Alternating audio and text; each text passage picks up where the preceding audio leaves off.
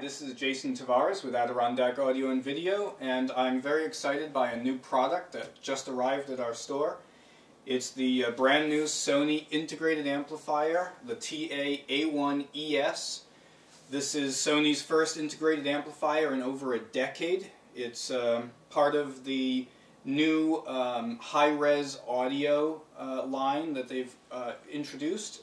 It's gotten a lot of attention because of the new DSD players, but I am equally excited by this amplifier. I could tell as soon as it came in the door that it was something special.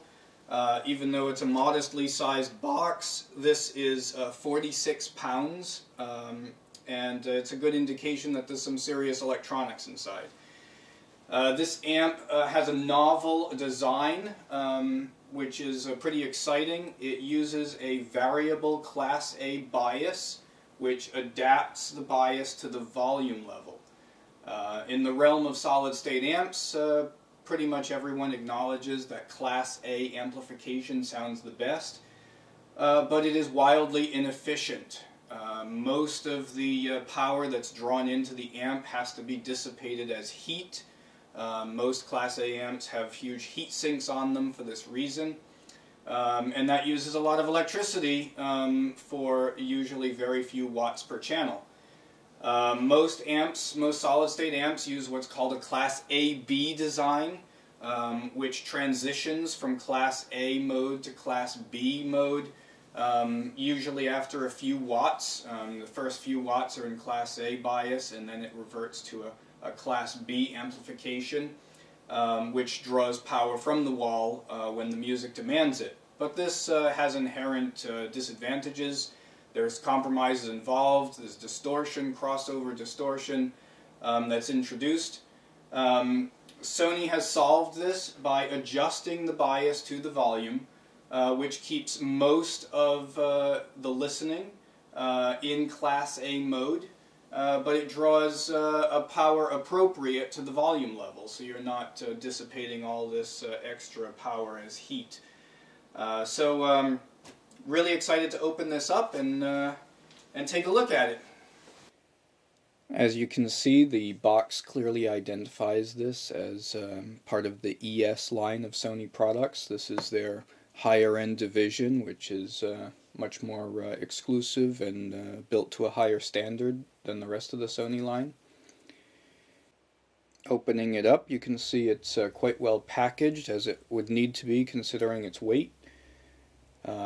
Instructions are provided right on top there, and this was a surprise. I hadn't seen any photographs of the remote control, but it's quite a nice looking metal remote control. Matches the looks of the integrated amp. The amp itself is packaged in its styrofoam case here. Quite a heavy lift taking it out of the box. And there it is in all its silver glory. It's looking at the front panel, you can see the on-off button on the left there. It does have a standby mode. You can turn it on and off with the remote control as well. Just below that you have a headphone jack, quarter-inch headphone jack, which has its own discrete amplifier. And the little knob next to that is not a volume knob. That's actually an impedance dial where you can switch the impedance to match your headphones. In the center you've got buttons for the 5 inputs. There's 4 single-ended and 1 balanced input.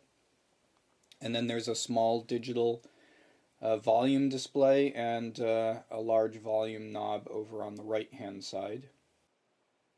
Looking at the back, you can clearly see right away the very large speaker terminals that Sony developed specifically for this product. Quite a nice touch. There's also, you can see the balanced input as well as the RCA, single-ended RCA inputs. There's a switch to change the impedance of the speaker load from 4 to 8 ohms.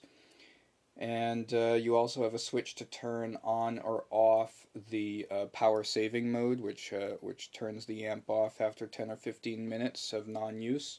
Now let's set it up and play some music.